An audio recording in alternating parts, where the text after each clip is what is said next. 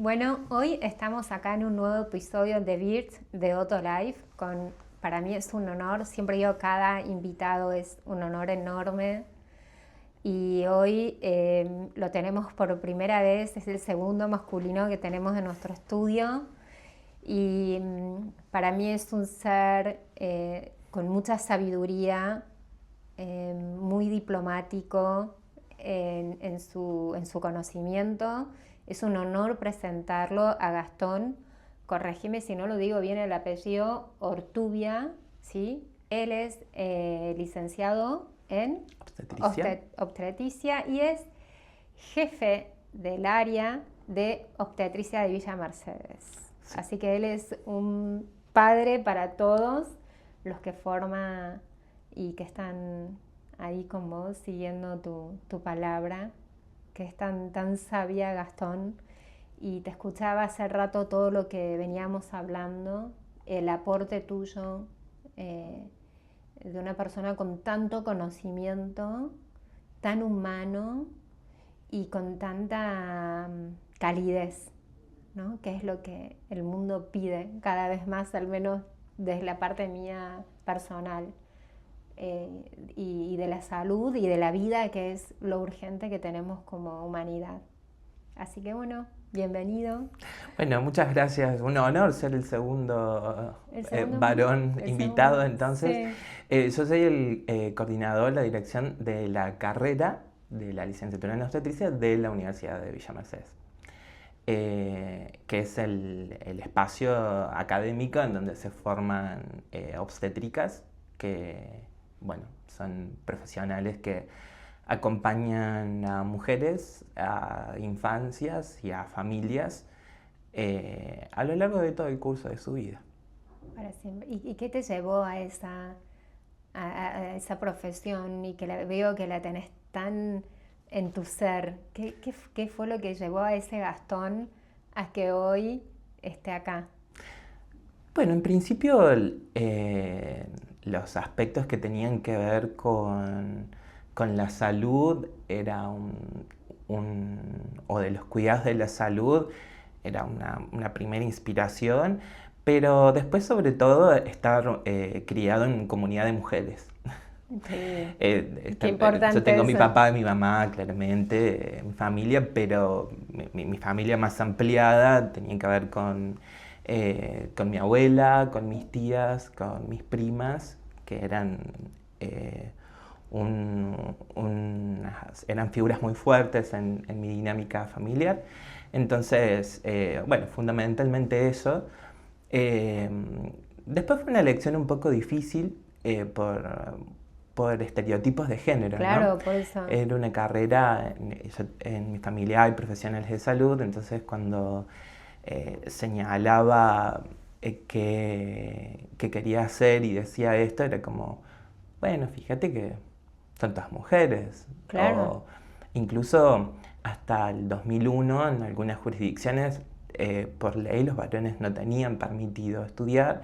En el 2004 en la Ciudad Autónoma de Buenos Aires, bueno, se deroga esa ley, se les permite a los varones acceder a la carrera de obstetricia, pero si no, fíjate que ya había hasta, no, o sea, trascendía usos y costumbres, había una norma que lo impedía.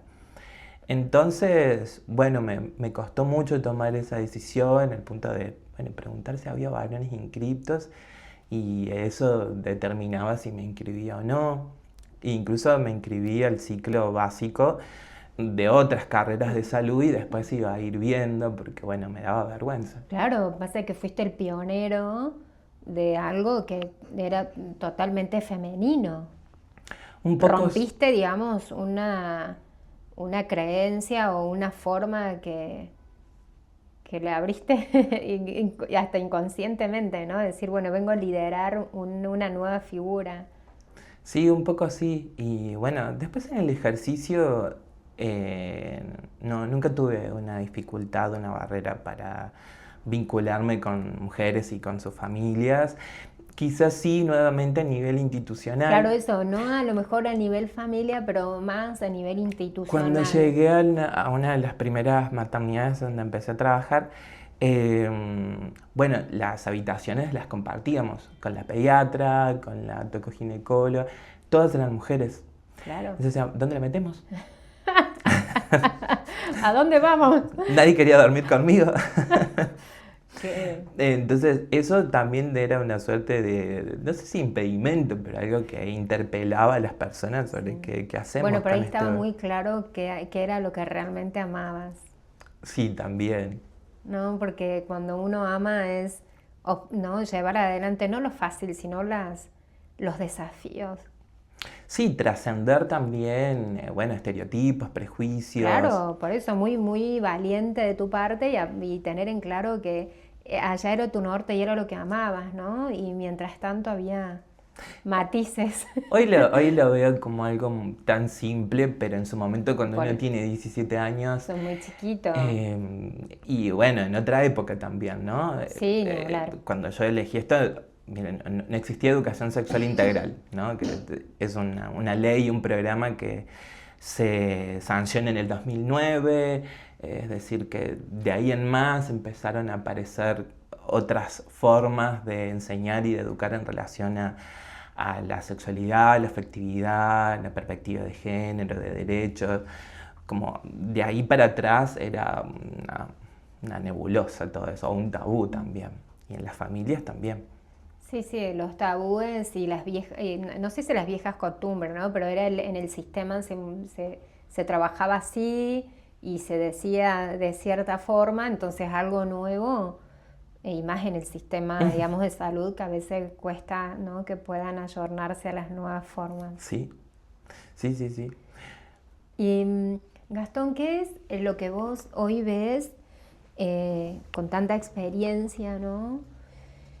Tanto en la salud mental de las mamás, a que hablábamos hace rato, ¿no? Todo lo que produce la mamá cuando va a tener, antes de tener el bebé, durante el parto, posparto y lactancia, que siento que ahí tenés como un tesorito para poder ayudar a las mamás y darles ese conocimiento, ¿no? Sí, un tesorito regalado, compartido de amigas, psicólogas, especialistas en salud mental perinatal. Como te comentaba antes, en el momento en el que ni siquiera existía como tal, era como, bueno, No. alguien en psicología que estudie, que ve estas cosas, pero es un poco incierto, ¿no? Claramente las formaciones provenían de otro lado, fundamentalmente de Europa, entonces aquí todavía no había centros de formación vinculados a la salud mental perinatal o no como tal, como ahora, ¿no? Así que sí, me puede enriquecer un montón de todos esos saberes y esos conocimientos que después también, de alguna manera, en esa vinculación comunitaria, interdisciplinaria, la fuimos construyendo también.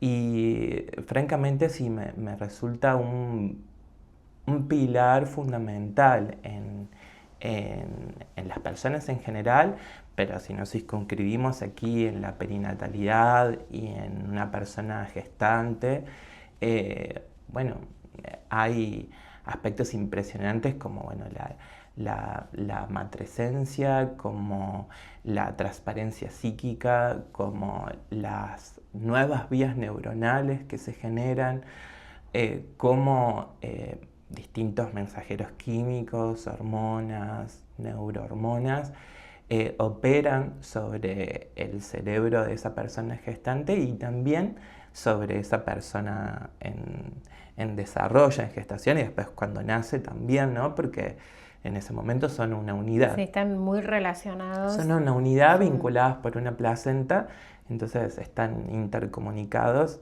entonces, pero cuando están del otro lado de la piel también siguen vinculados durante mucho tiempo, bueno, ya no mediados por la placenta, pero sí por otros medios que son importantísimos cuidarlos. Y bueno, ¿no? El conocimiento de esto es muy importante para tener un acompañamiento integral, histórico, con teniendo presente la subjetividad, la historicidad de esa persona. Entonces, cuidando su fisiología, porque cuando hablamos de fisiología es la psicología en su fisiología, ¿no? La salud mental en su aspecto fisiológico y también el aspecto estructural, ¿no? Entre órganos, si se quiere, y su funcionamiento. Claro. Y estas hormonas, bueno, naturalmente están presentes, pero fluctúan en función de sus contextos, ¿no? Cuando las personas están en su ámbito seguro, cuando se sienten confiadas, cuando tienen información, cuando pueden conectarse con ellas y con ese embarazo, y cuando, bueno, quienes las rodean, que fundamentalmente siempre es su familia, ¿no? Sí. No quiero nombrar títulos porque después son roles, ¿no? Porque Sí, a veces estamos acostumbrados de que sea un papá, que sea el compañero, que sea el marido, otros hijos o familia. Pero bueno, muchas veces es una amiga, es una prima, es una mamá, es el hermano, son múltiples las personas. Entonces, bueno, son roles que, bueno, quienes acompañan y que ofician en estos roles también tienen una función importantísima de acompañar a que, bueno, esas hormonas puedan fluir, a que ese cerebro también pueda prepararse y adaptarse para, bueno, recibir a una persona nueva, digamos, en este mundo, claro, pero que necesita el 100% de vos para poder subsistir, en todo sentido, porque una persona no subsiste solamente desde un aspecto nutricional o biológico, ¿no? Necesitan del apego, necesitan del afecto, necesitan que te hablen, que te miren y esa persona también se va construyendo en función de esa mirada el cerebro del bebé va desarrollándose en conjunto con la mamá. Y el momento del parto, bueno, también es una crisis vital importantísima porque, bueno, ahí es donde también todas estas sustancias y este cerebro tiene mayores movimientos en un periodo muy corto de tiempo, ¿no? Al punto tal, ¿no?, de que en determinada fase del periodo expulsivo entran en un trance. Algunas bibliografías le llaman planeta parto, pero básicamente es poder apagar el neocórtex, que es el área del cerebro que tenemos más desarrollada, la especie humana, y poder conectarse con otras áreas del cerebro como la reptiliana y el límbico, que son más chiquitos, y que ahí están todos los aspectos más primitivos, más rudimentarios, más intuitivos que tenemos, y entonces poder vincularnos con eso es clave en un trabajo de parto.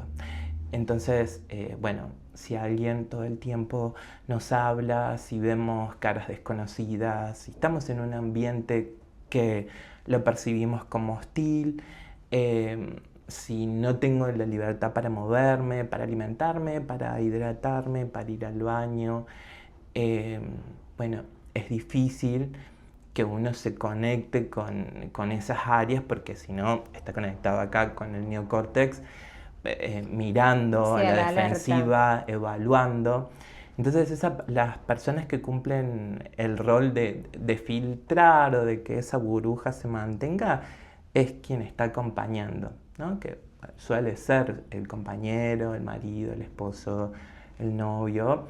Pero bueno, como decíamos, son roles también, muchas veces son otras personas las que ofician ese acompañamiento. Pero bueno, es muy bonito cuando los progenitores pueden encarnar esta maternidad y esta paternidad desde ese lugar, pero no necesariamente siempre tiene que serlo, ¿no? No es malo ni bueno. Claro. Qué bueno que es, ¿no? Esto de dar información, lo que produce en el cerebro de la mamá, porque el cerebro de la mamá empieza a cambiar ya en el embarazo. Ujú. Las hormonas, quiero que me corrijas si no es así, hay un cambio enorme, hasta biológico.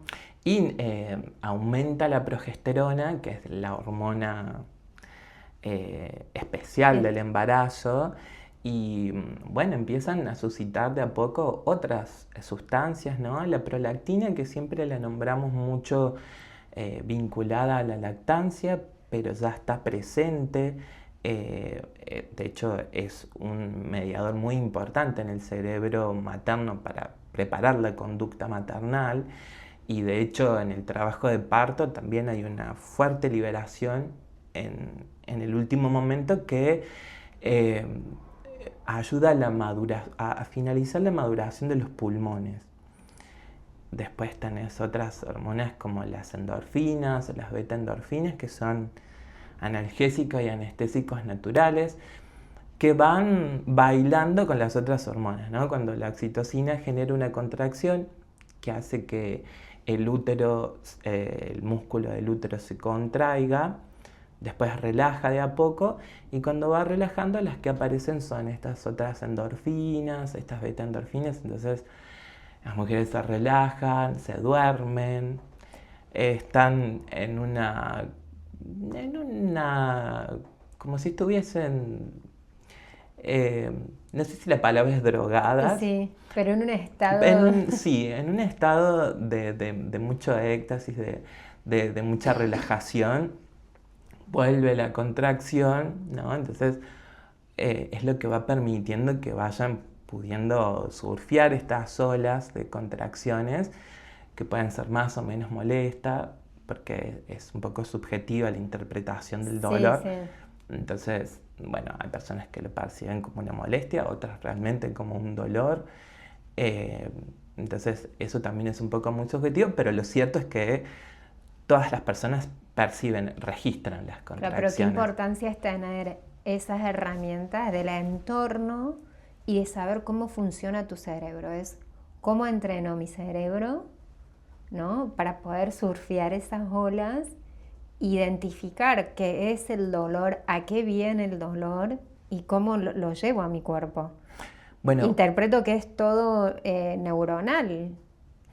eso es una tarea muy Hay difícil. un entrenamiento ahí Eso que... que vos decís de entrenamiento es algo muy difícil. No sé cómo es que se puede llevar, porque a veces hay tanta información y por ahí aprendo de mucho de gente con la que hablamos acá.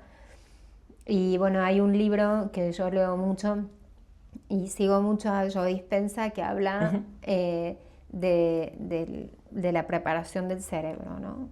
Y en esto, y poder informarle a las mamás qué produce tal dolor, cómo lo podemos, si pueden identificarlo, no es obligación, porque a lo mejor un momento de límbico que estás...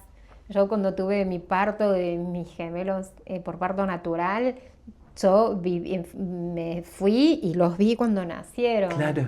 Fue un acto que empecé a contarlo hace poco tiempo porque me parecía que había alucinado. Y después Sole Acosta me dijo no. Es muy fuerte, ¿no? Y después dije, ay, ¿cómo no tuve todas estas herramientas? Me hubiese costado un poco menos el trabajo conectar con las redes neuronales de mis hijos, que hoy grandes, y aprendimos a conectarnos a través de nuestras redes neuronales. Bueno, pero siempre es muy sabio, digamos, también las mujeres y su capacidad de vincularse con sus hijos, porque bueno, lo hacen de otra manera. Sí, sí. Esto que decís de entrenamiento es algo un poco complejo en este escenario actual, ¿no? Donde es todo rápido, es todo ahora, hay una inmediatez, hay muchas actividades, muchas responsabilidades, y esto que vos decís básicamente es tener un espacio en donde poder conectarnos con nosotros con cosas muy simples, Sí. ¿no? Como respirar, como sentir determinadas partes del cuerpo, percibir tu propio, tu bebé, la gestación, su movimiento, el fluido del líquido, cómo te sentís con eso. Son toda la vinculación de toda la sensorialidad que tenemos, ¿no?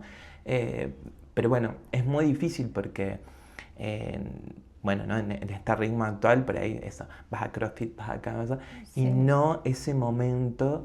Y de hecho hay personas que cuando toman algún taller o algún encuentro de preparación para la maternidad y paternidad, eh, suele haber un espacio dedicado para esto y a veces cuesta, ¿no? Porque después, Sí. bueno, lo explorás en ese momento, pero después es un poco una tarea diaria propia de Claro. decir, me tomo este momento, me voy a poner esta música o me voy a poner esta guía de meditación y me voy a dedicar estos 20 minutos para irme.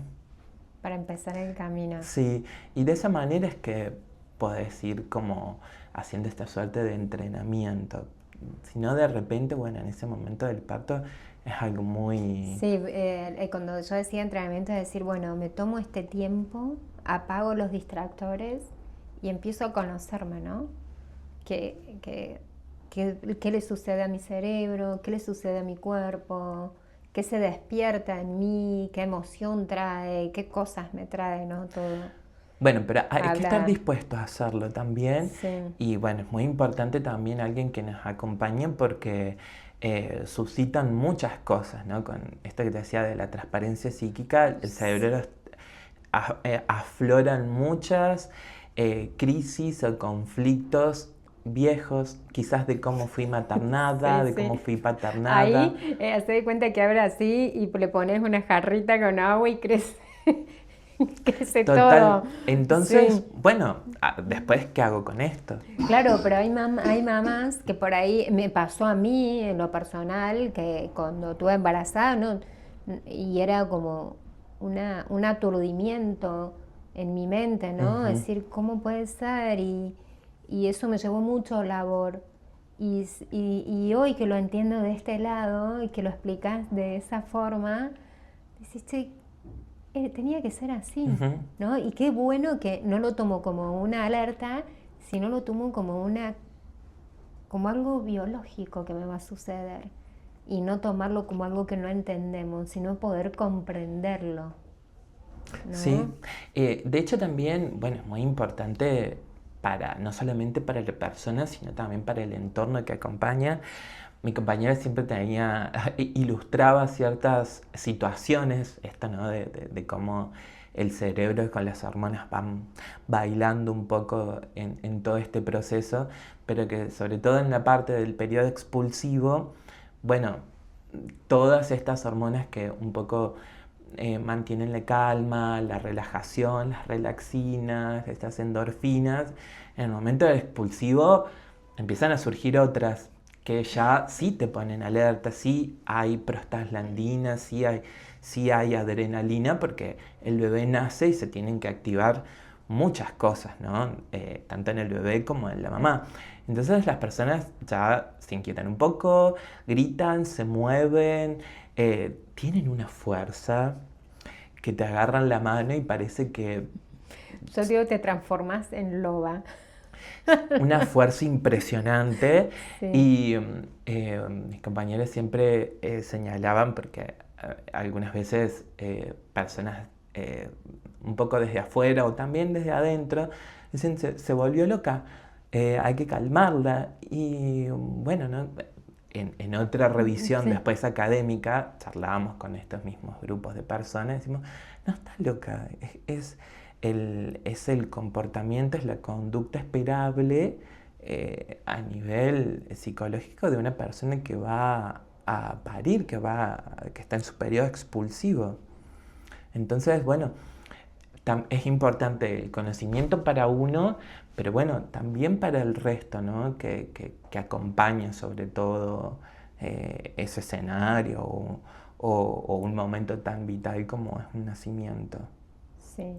¿Y te ha pasado en este tiempo de profesión, ¿no? Que preparar esto y decir, bueno, la vida no sucedió o pasó algo y no se pudo. Ujú. ¿Cómo como profesional y a la vez humano te interpela eso a vos? Y también preparar también a la gente que vos llevas a Sí, cargo, ¿no?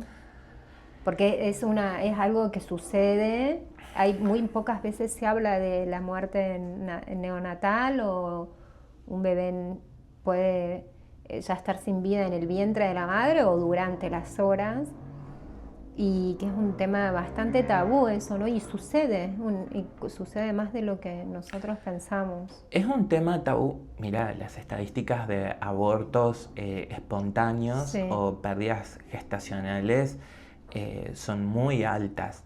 Lo que sucede es que a diferencia de los nacimientos, las pérdidas gestacionales pequeñitas, que en un término médico son abortos, sí, no se registran, entonces es muy difícil cuantificarlos, ¿no? Eh, Actualmente hay en algunas jurisdicciones o en algunas provincias y en otras hay proyectos de ley en donde ese registro exista y que tengan no solamente un registro numérico, sino también un nombre, una identidad, porque así lo fue para las personas que lo por concibieron supuesto. y que llegaron hasta ese momento. Francamente ha sido un tema tabú, no solo para el ámbito de salud, ha sido un tema tabú también para las mismas mujeres y familias. De repente en determinados encuentros, talleres o bueno, en las terapias, en las psicoterapias de las personas, cuando preguntas cuántos hijos tuviste, cuántas veces gestaste o algo, traerlo, darle una identidad, muchas veces no lo hacen las personas, es como que lo dejaron anulado, no está, pero también, con, también con una arista dolorosa, ¿no? De no poder nombrarlo o que no sea un hijo más, que no nació o que Claro. vivió poquito, pero sigue siendo parte de ese sistema familiar. Entonces, bueno, hace mucho tiempo que se viene trabajando, bueno, con las mujeres, con las comunidades en general, bueno, esto en poder nombrar, en poder identificar, en poder conocer realmente cómo es la familia en su totalidad, en Claro, qué sucedió con eso, porque muchas veces el hijo siguiente al bebé que no nació o que vivió poquito tiempo, o sea, que falleció en el ámbito perinatal, que puede ser durante la gestación, sí, en el nacimiento o los primeros días de nacido, también impregna mucho a la siguiente gestación y también a la siguiente persona, ¿no? Al otro hijo que va a tener, porque bueno, viene con muchas cargas. Entonces, el hecho de poder trabajarlo es importantísimo. claro, es lo que se le llama el bebé arcoíris, ¿no? Le llaman Yo así. soy bebé arcoíris.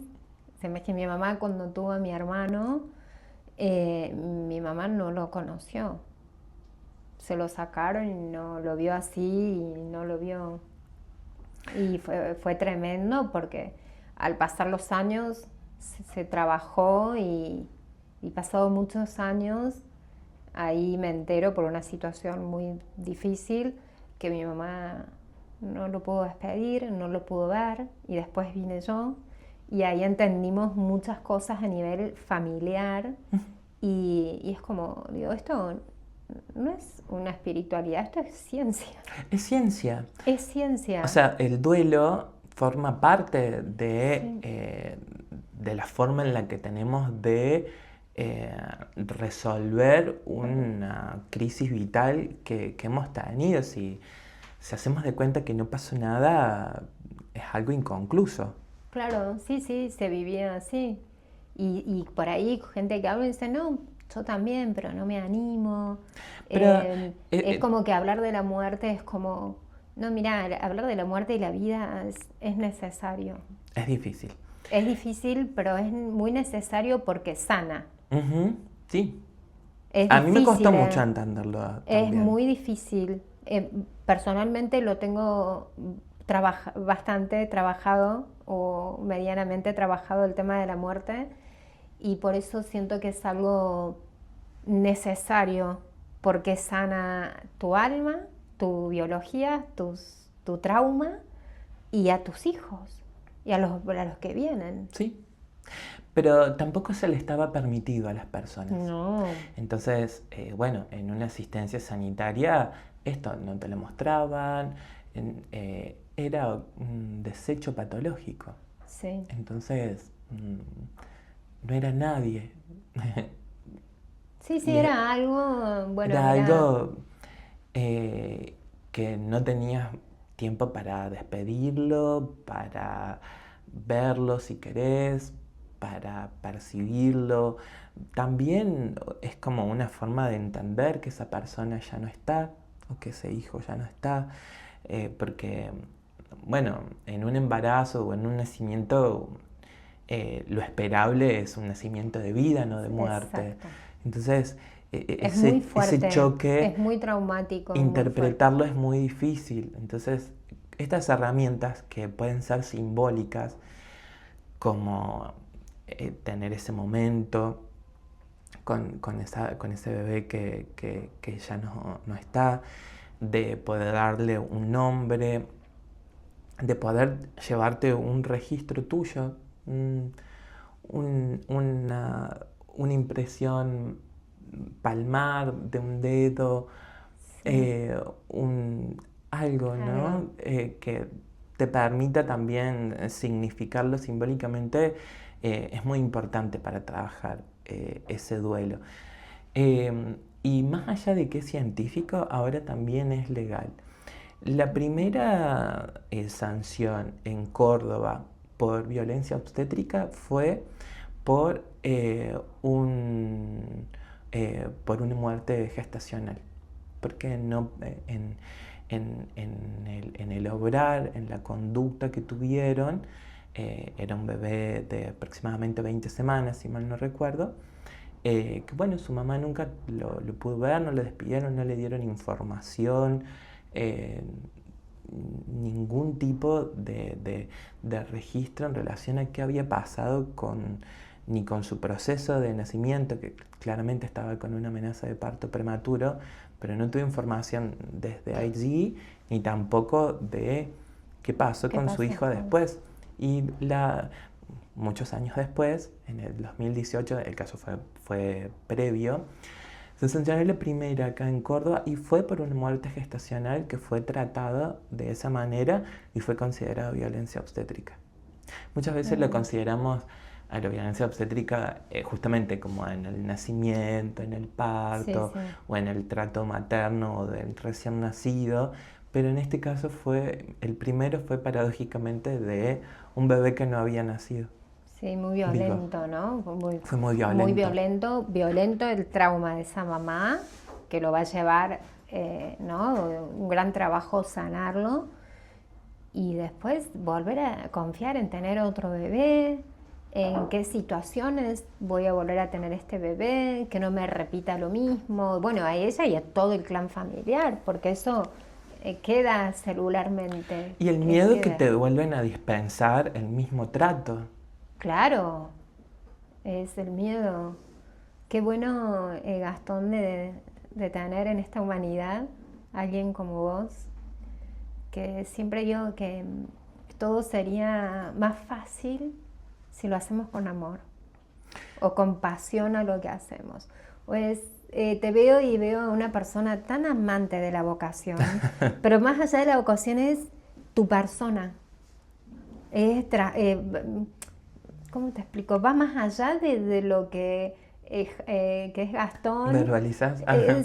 es más allá, es el amor, si lo puedo poner en palabra, a lo que haces y cómo tratás eso, porque es una responsabilidad enorme. Estás dejando semillas en, en esta humanidad para que esas semillas del día de mañana sientan el legado que dejaste y que estás trabajando en ese legado. No sé si sos consciente. No, Re. no, porque, bueno, ¿no? Como en el afán de hacer, a veces ese análisis, Sí, no te detenés como a hacerlo. sí, a veces hay muchos, pero a veces son los menos.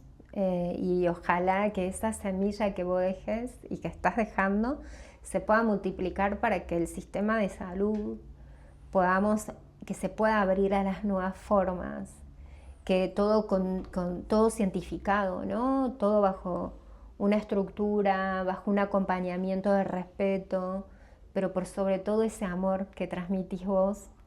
Por algo estás donde estás, por algo has pasado todas las barreras que pasaste de tan chiquito y decir, acá estoy y voy por más y voy siguiendo sueños.